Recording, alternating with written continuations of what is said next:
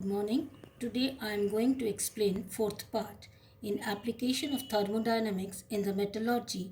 The extraction of aluminium, zinc, iron, silver and copper are already given the flow sheet.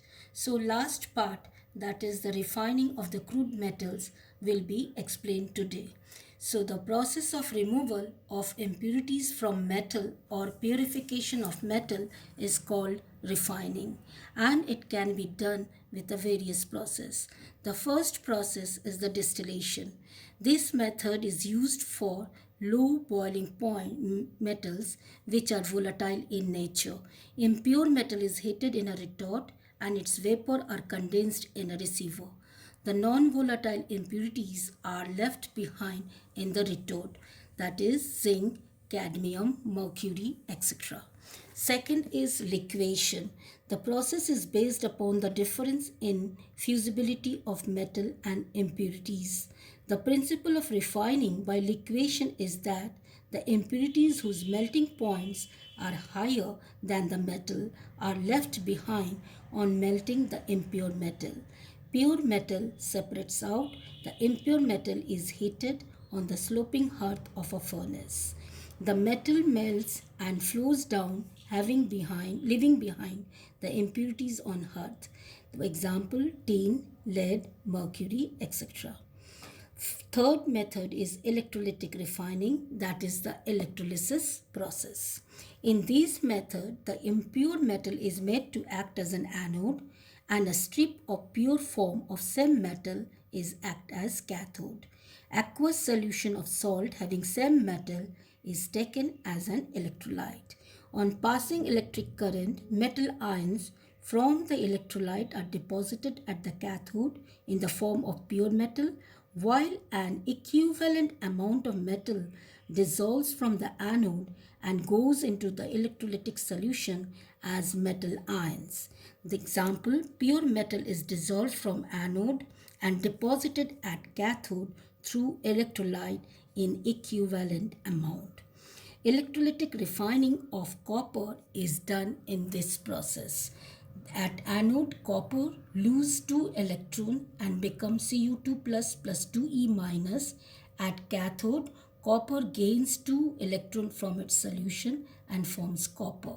Impurities from the blister copper deposited at anode mud, which contain impurities like antimony, selenium, tellurium, silver, gold, platinum.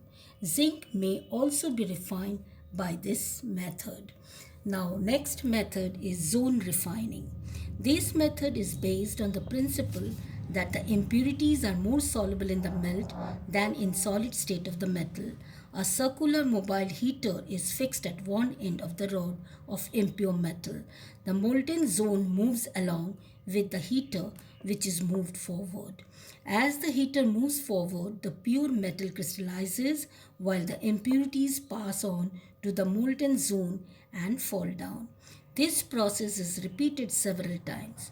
It gives metal of high purity. This method is very useful for producing semiconductors and other metals of very high purity. Example, silicon, germanium, gallium, boron, indium, etc. Now the last method is vapor phase refining.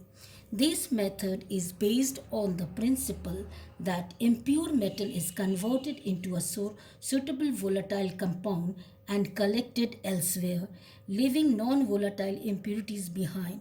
Then it is decomposed to give pure metal.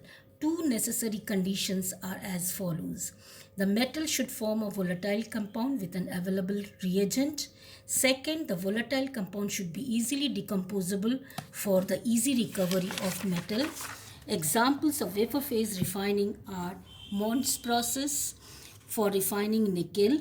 Nickel is purified by this method. Impure nickel is heated in a stream of carbon monoxide, forming a volatile complex, tetracarbonyl nickel, which decomposed when heated at 450 Kelvin to give pure nickel metal. And second metal is Van Arkel process for refining zirconium and titanium. In this method, all the oxygen and nitrogen present as impurity are removed. The crude metals such as zirconium and titanium are heated in an evacuated vessel with iodine. The metal iodide, being more covalent, volatilizes, and the zirconium iodide is decomposed on a tungsten filament when heated at 1800 Kelvin electrically. The pure metal is thus deposited on the filament. So these are the end of the fourth part. All the uses for all the metals are given in your book. Please do it at least two uses, and please note these questions of this chapter.